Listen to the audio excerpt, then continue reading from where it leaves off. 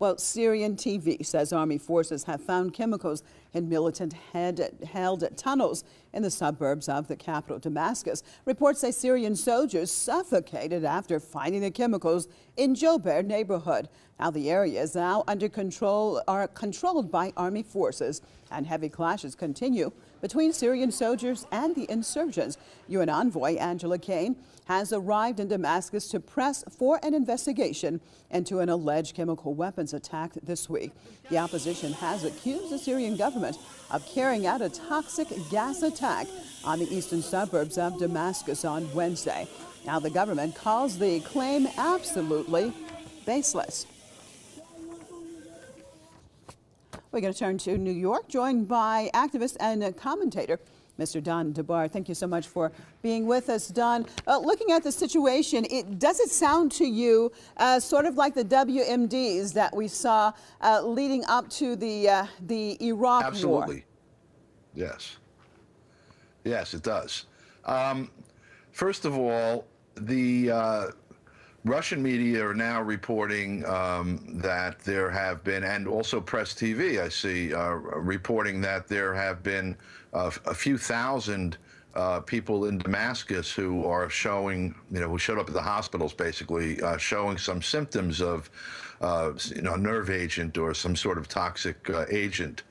And the the history of this entire matter has been one where there have been exposures that were documented. It turned out that these were done by the U.S.-backed rebels that are, the insurgents that are fighting the government in Syria.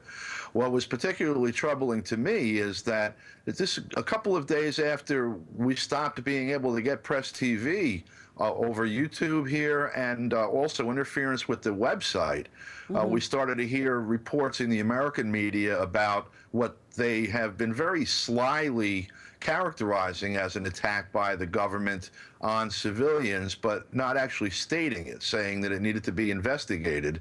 And the U.S. media, the New York Times, actually looking back to Kosovo and the whole Yugoslavian bombing campaign that Bill Clinton used as a model for what should be done in Syria right now. This happened all of a sudden in the last 2 days. It looks to me like a PSYOP operation, and it looks like the U.S. actually intends to go in at this point. It makes me very nervous. Do you think that they really will go into Syria?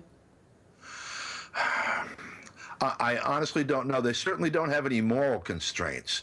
I'm hoping that there are some folks in the military who are level-headed enough to know that if they go into Syria in the way they went into Iraq, as with direct on-the-ground troops, and there are reports that there are some U.S. military boots on the ground in the periphery that went in through Israel. If that happens, I hope some folks in the military know that they're going to get bogged down in a very, very ugly fight with probably the entire Syrian nation. And I'm hoping if those voices are there, that they'll prevail. But the political climate here and the lust for some to, I don't know if they're trying to expand Israel's territorial borders or take out regional competition for Saudi Arabia, or just show the rest of the world what happens to independent voices. If that group of folks predominates in what happens, it's going to be really a horrible situation for everyone. All right. Well, hopefully we can avoid that scenario. Thank you so much for being with us out of New York, Don DeBar, activist and commentator.